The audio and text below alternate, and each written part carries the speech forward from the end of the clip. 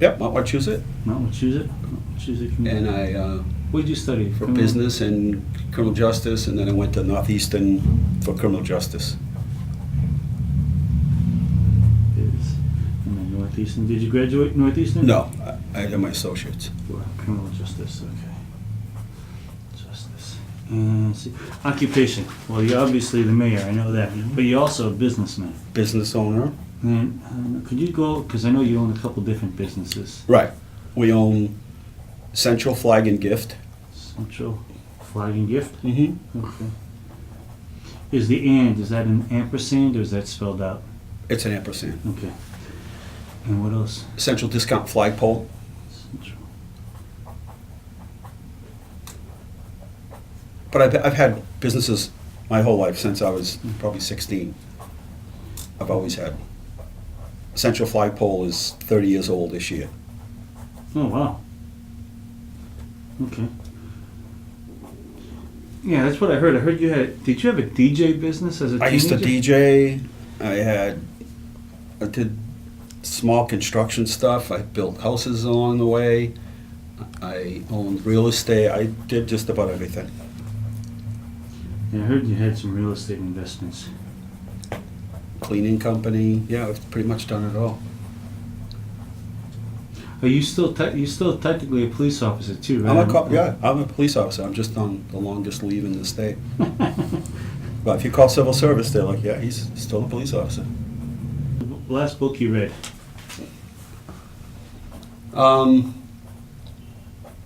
Forget the name of it. It's something about building great cities. I don't remember the name of it, but that was the last one I read. It's like a top seller kind of thing. And then probably before that was The Tipping Point. I normally at this point ask for 3 planks out of your platform. Your top 3 planks, your top 3 goals. For the future, you mean? Yeah, going forward. I'd say jobs, and jobs, but since you're giving me 3, I would say that jobs are like a paramount. Second would be the education system. And it's, again, I'm one member of 9 people, so you work together. It isn't always your idea that makes it through, but I've had a vision, I think, for the schools and school departments and students for a long time. And so some of the things that are priorities to me make it through, and other things, you got to sort of give and take. But my feeling is, especially when you get to the upper classes, when you get to high school and middle school, that you really have to engage the student. The student will come and be engaged if they're passionate about the subject matter. So if somebody's interested in the arts or performing arts, it's much easier to teach them the core curriculum and tell them and engage with them on how important it is to know math and English and to communicate and history, because it all ties in. There's a history behind everything. And I think that's my vision for the future is there are a lot of students who would like to be, who have an entrepreneurial interest. Mm-hmm. And the superintendent knows this, because when we did the CTEI and the Innovative School, the thought was, the next thing would be something that's surrounded by, entrepreneur. So my feeling is if you have students passionate and excited about something that's they're interested in, it's easier to tie it in with the regular curriculum. Because for so long, we talked about education, how to tie it into job training, skills that you need in the workforce, and I think that's the way you do it. You find things. If kids are interested in math, you let them excel, like the LEAP program or some of these other programs. If they go to CTE and they're interested in a trade, you let them excel. If they're interested in the performing arts, entrepreneurial, graphic arts, whatever it is, it works. And I'm an example of it. as soon as I found something, I had great teachers, but as soon as I was able to get to college and I was able to do something that I was really passionate and excited about, I didn't miss a day of school. I drove junk cars, but I always seemed to make it there. And I just couldn't get enough of it. I became like a really good student. Technology plays, and actually everywhere with you, technology seems to be playing a role. You have it at City Hall, you push for it there. It's in our treatment plants. It's everywhere. It's in the schools, you push for the in needs. schools. It's in our police department. It's everywhere. And that's, that's sort of, you said, what are your 3 goals? And I say jobs, jobs, jobs, and then, education and engagement. That's like 1, education, engagement, and engage the student. If you look at the last Gallup poll, when they talk to students about how they feel, that's exactly what they've identified, that they just don't feel engaged. That's nationally. Students don't feel that engagement. We've got really, superior teachers. I'm proud of the teachers that Leominster has. They could be, you can compare them to any teachers in any districts, in any city or town. I don't care how wealthy or influent that town might be or city. We've got some of the best. You've been a businessman, and you've been a successful businessman. Because money's no big deal. I reached a point in my life where I realized I was one of these people young, and I was impressed by status. And I should say impressed by status just to the point where I don't think I totally understood the definition of success. Success to me is determined today. If you ask me what's the definition of success, success is somebody that works as hard as they possibly can. Success is the person that works anywhere doing anything and does it to the best of their ability. The person that goes to church, or the person that it gives back to their community or their church. It has nothing to do with money. It's got all to do with how these people conduct their lives and how passionate they are, and their love for the city and their church and their family, and everything is their family. I was misguided in thinking that success is the car you drive, the house you live in, all those things. Those are less significant.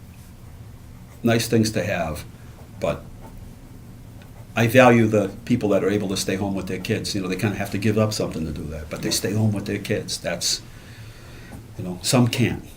Were you born here, or were you a Boston I was born kid? here. My You brother were- Frank was born in Boston. I was born here. Okay. But it's memories of the different neighborhoods here.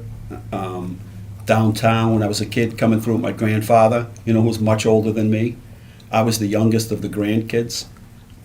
And he was the old grandfather, 2 generations ahead, but I learned a lot from him, and just walking these very streets here, and 3rd Street used to be its own separate neighborhood, up by, we call the Saladini Hall, all that area, every neighborhood, just, the place just fascinates me, because it's a place you can go from owning a house, to living in an apartment, to living in $1 million house, and everything in between. It's diverse.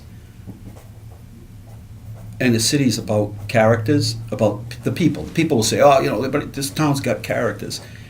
It's got interesting people who are hardworking and brilliant. Brilliant in the sense that before the word innovation was ever used, these people here were innovative. I think sometimes people think you get a magic wand when they give you, when they make you mayor, they give you a magic wand, and you just say, okay, we're going to do this, and everybody follows you, and everybody just does it, and that's how it gets, to happen. And it doesn't. This is one I just keep here. You're a tough boss. You're not not everybody loves you No. when you're in City Hall. And how do you deal with that then? Accountability. Top down, used to be top down, used to be bottom up, and it only reached a certain point. Now there's accountability from me all the way down, and then from all the way down and all the way back up. And it's a fair process, and the taxpayers pay a lot of money for the, in taxes, and I'm tough in the sense that if I know we can do better, it bothers me to know that we aren't. Man, I'm tough on myself. But if we're really going to be the best, we have to separate ourselves from our competition, which is other cities and towns. And you got to do that with the right team. The right thing to do. Perfect case in point, the second ambulance. And I said to the chief in the union, persuade me, convince me that this is the right thing to do. Or if it's something that I have an idea of, convince me it's not the right thing to do and there's something better to do. You don't take a city from being $2.5 million in the hole and a junk bond rating status and get it to, double A2 and $12.5 million in the bank that the citizens of Leominster have in a bank in case something extreme should happen. If you're not tough. You don't get through ice storms and snowstorms when the entire grid goes down and get people back up and running unless you're tough. This is a tough business. You certainly have had a tough relationship with the city council. From your perspective, any idea why so tough? I thought I ran some numbers here I could give to you later. I think the biggest issue is that, and I'll get you I thought I had them with me today when I left. I kind of wrote everything down. Mm-hmm. Let me just look. I'll get them for you. I think I've got them. But I think if you look at the facts, not the perception. Mm-hmm. You got to understand, before I even bring something to the city council or float an idea, you should know that behind the scenes, a lot of work goes into those decisions. It has to pass many different sort of tests.